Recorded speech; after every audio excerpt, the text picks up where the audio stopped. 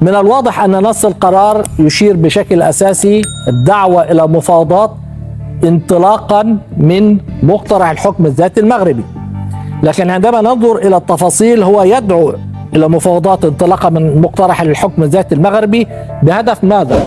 التوصل إلى حل سياسي نهائي ومقبول من الطرفين يكفل حق تقرير المصير لشعب الصحراء الغربية. هذا نص في القرار، وبالتالي نعلم أن يعني البوليساريو تطالب بحق تقرير المصير بمعنى الاستقلال. فما الذي هل هذه الدعوة لحق تقرير المصير تقلل من فكرة مفاوضات انطلاقا من الحكم الذاتي؟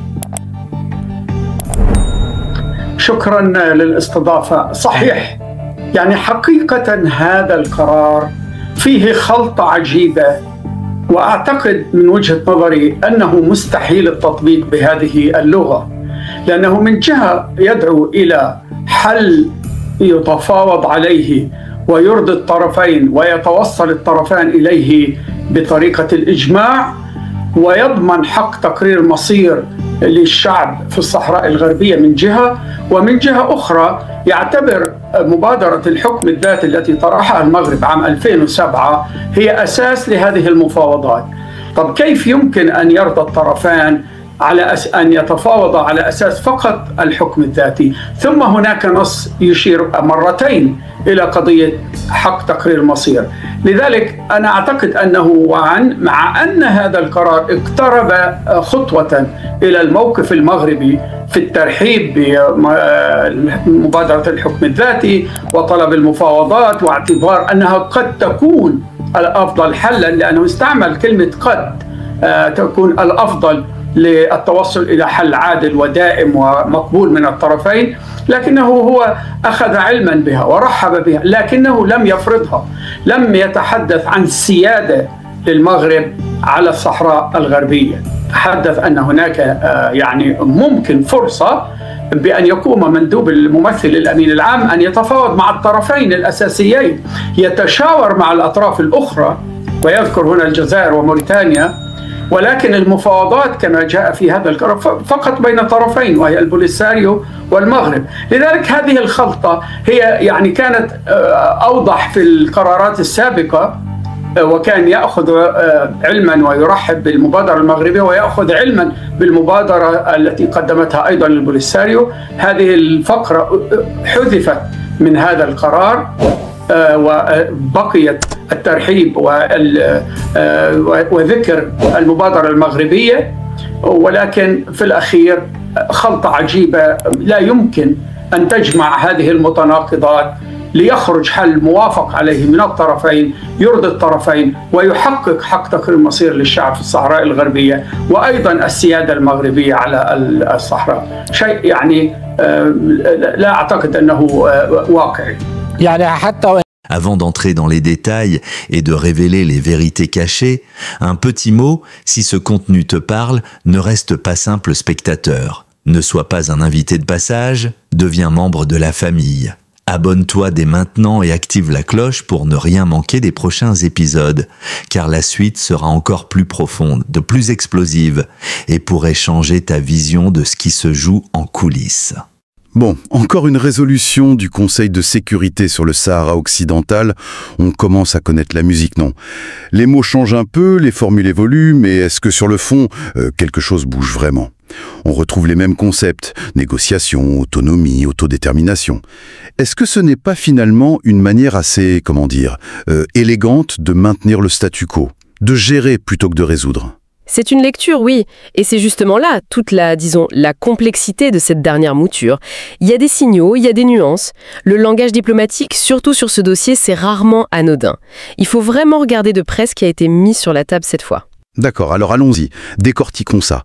C'est quoi le point de tension principal, le nœud qu'on essaie de démêler cette fois-ci ? Alors, ce qui frappe d'emblée, c'est la mise en avant de l'initiative d'autonomie marocaine de 2007.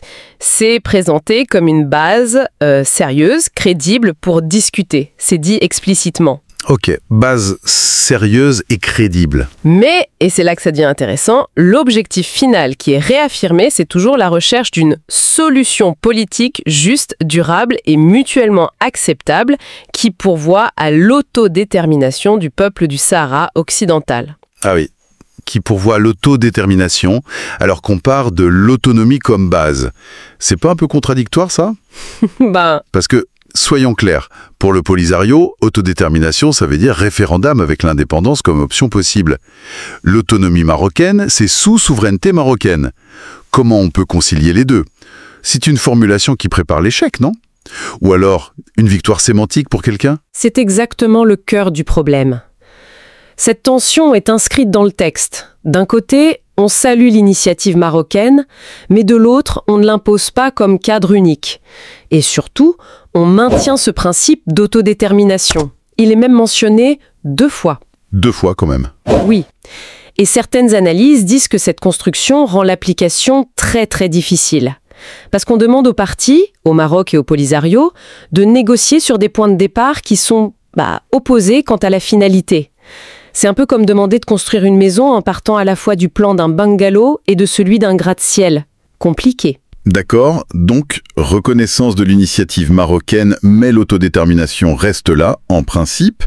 Et à part cette contradiction majeure, il y a d'autres évolutions ou des omissions. C'est parfois ça le plus parlant ? Oui, l'évolution, c'est la façon dont on parle de l'initiative marocaine.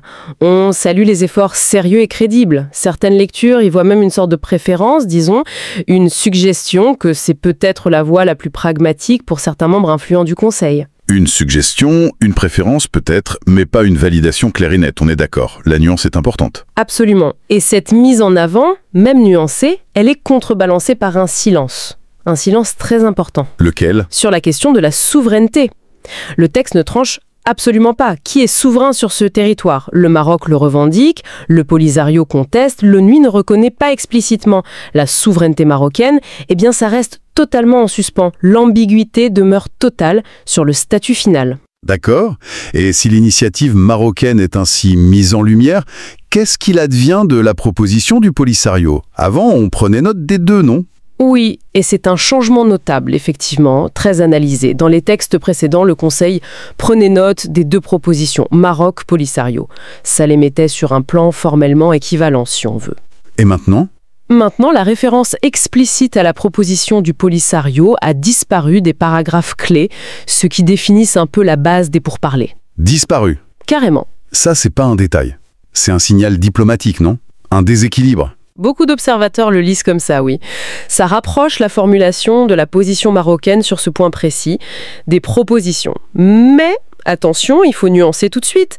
Ça ne résout pas l'ambiguïté sur l'autodétermination et l'accord mutuel. Ça reste. Et surtout, le texte continue de désigner très clairement le Maroc et le Polisario comme les parties aux négociations. L'Algérie, la Mauritanie sont toujours là comme autres parties, pays voisins, etc. Mais le cœur du dialogue, ça reste Rabat et le Polisario. Ce qui nous ramène toujours à cette tension initiale. Une base qui penche d'un côté, un objectif qui demande l'accord des 2 camps, qui voit les choses différemment. Comment les analystes qualifient cette construction ? Ça doit bien avoir un nom, ce genre de montage diplomatique. Oui, et les termes utilisés sont parfois assez colorés. On a entendu parler de Khilta Ajiba. Khilta Ajiba, qu'est-ce que ça veut dire ? On pourrait traduire par mélange étrange, curieux assemblage, quelque chose comme ça, une mixture un peu bizarre, quoi. D'autres vont plus loin, ils disent que c'est tout simplement impossible à appliquer. Impossible à appliquer, c'est fort comme jugement. Parce Pourquoi ? que les éléments s'annulent les uns les autres. C'est ça l'idée. Comment voulez-vous concrètement arriver à un accord mutuellement acceptable sur ces bases ? Partir de l'autonomie sous souveraineté marocaine, mais devoir aussi assurer l'autodétermination, comme l'entend le Polisario, donc avec l'indépendance possible, et le tout sans que la souveraineté soit tranchée par la résolution elle-même. C'est une équation qui semble insoluble. C'est la quadrature du cercle diplomatique pour ces analystes. Et face à cette étrangeté, cette quasi-absurdité logique, on se demande, c'est un accident ? Le résultat d'un compromis difficile au Conseil de sécurité où tout le monde a mis son petit bout de phrase, ou alors c'est calculé, une ambiguïté voulue? C'est la grande question, évidemment. Est-ce que c'est juste du pragmatisme un peu cynique ? On adopte un texte, même bancal, mais au moins il existe. Il renouvelle les mandats de la MINURSO, de l'envoyé personnel, on a un consensus au Conseil, on évite le blocage. Ça peut être ça. Ou alors, Ou alors, c'est plus subtil. On entretient l'ambiguïté pour laisser toutes les portes ouvertes. Chaque partie peut y lire ce qui l'arrange. Et on renvoie la balle aux négociateurs en sachant très bien qu'ils vont se heurter aux mêmes contradictions. Une façon de gérer le conflit, sans le résoudre, on maintient une activité diplomatique, même si ça tourne un peu en rond. C'est une lecture très plausible, oui. Résolution après résolution, cette ambiguïté persiste. Le texte appelle à reprendre les discussions, il réaffirme le rôle de l'envoyé, l'Amin Urso reste. Mais la base politique est tellement conflictuelle en elle-même, on maintient le cadre, l'espoir, mais sans donner vraiment les moyens d'avancer. Et puisqu'on parle d'interprétation, comment ce texte a-t-il été reçu sur le terrain? Par exemple, côté marocain, qu'est-ce qu'on en dit? Alors là, c'est très intéressant parce que ça montre bien la bataille des récits. Une des sources qu'on a consultées rapporte des manifestations de joie au Maroc après adoption. Et des déclarations officielles marocaines qui saluent la résolution la présentent comme une avancée importante pour le Maroc. D'accord. Une lecture très positive. On met en avant la reconnaissance de l'initiative d'autonomie, les efforts sérieux et crédibles. Exactement. C'est ce que cette source rapporte comme étant la réaction principale au Maroc. Mais, et c'est là où il faut être précis, cette même source critique ensuite très, très durement cette interprétation. Ah, qu'est-ce qu'elle lui reproche? Et rappelons bien qu'on rapporte ici l'analyse de cette source sans prendre parti. Tout à fait, neutralité oblige. Selon cette source critique, ces réactions de joie et cette lecture positive montreraient une méconnaissance du droit international et du contenu réel de la résolution. La source insiste, le texte ne mentionne jamais la souveraineté marocaine. Jamais. Au contraire, dit-elle, il maintient le droit à l'autodétermination du peuple sahraoui. C'est l'objectif final affiché par l'ONU. Pour cette source, on reste juridiquement dans une affaire de décolonisation inachevée. Donc, selon elle, la satisfaction exprimée au Maroc serait basée sur une lecture qui oublie des éléments juridiques essentiels du texte. C'est une critique assez directe. Mais alors, au-delà du débat juridique sur qui a la bonne lecture, débat qui peut durer longtemps, est-ce que ces réactions publiques, cette communication politique, même si critiquée, n'ont pas un point en elles-mêmes? Est-ce que la perception, la façon dont on vend une résolution, ça ne finit pas par façonner un peu la réalité diplomatique, par peser sur le rapport de force? Ah mais c'est une question absolument clé en relations internationales. La bataille narrative, la guerre des interprétations, c'est souvent aussi important, sinon plus, que les arguments juridiques purs. La capacité d'un acteur à imposer sa lecture, d'un événement, d'une résolution, ça influence la perception des autres pays, des opinions publiques, même des médiateurs. Même si une analyse juridique pointe les failles d'une interprétation, la force de la communication, la mobilisation, la répétition d'un message, ça crée une dynamique politique réelle. La perception ici, ce n'est pas juste une opinion, ça devient un outil politique. Donc, même un texte qualifié de mélange étrange, jugé impossible à appliquer, peut paradoxalement être utile politiquement, ne serait-ce que par le jeu des interprétations différentes qui l'autorisent. C'est une des fonctions possibles, oui, peut-être une des plus cyniques d'ailleurs. Ça permet à chaque camp de crier victoire devant son public et ses alliés. Ça permet de gagner du temps, de maintenir le statu quo, tout en donnant l'impression que ça bouge. Et ça peut arranger beaucoup de monde, pour des raisons diverses, y compris au sein du Conseil de sécurité lui-même, qui évite ainsi une décision plus difficile, plus clivante. Alors, si on essaie de résumer après cette exploration un peu tortueuse de la résolution, qu'est-ce qu'il faut en retenir, principalement? C'est quoi le message? Le constat principal, c'est que, malheureusement, malgré les petits ajustements de mots, les silences, tout ça, le dossier reste dans une impasse diplomatique profonde. Cette résolution, avec ses équilibres précaires, ses contradictions, ses oublis, elle montre surtout la difficulté persistante du Conseil à tracer une voie claire, cohérente et surtout acceptable par les deux parties. Elle maintient un cadre formel, oui, pour le dialogue, la médiation, mais c'est un cadre dont on peut sérieusement douter de la capacité à produire des résultats concrets. Oui, de compromis complexes, de mots pesés au milligramme. Est-ce qu'elles sont vraiment faites pour résoudre des conflits comme celui-là?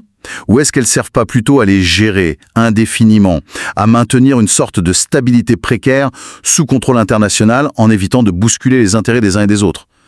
Derrière ce mélange étrange, derrière la façade diplomatique, quelles sont les vraies lignes rouges, les vrais non-dits qui continuent, décennie après décennie, de bloquer tout issue réel? La question reste entière, effectivement, et terriblement d'actualité.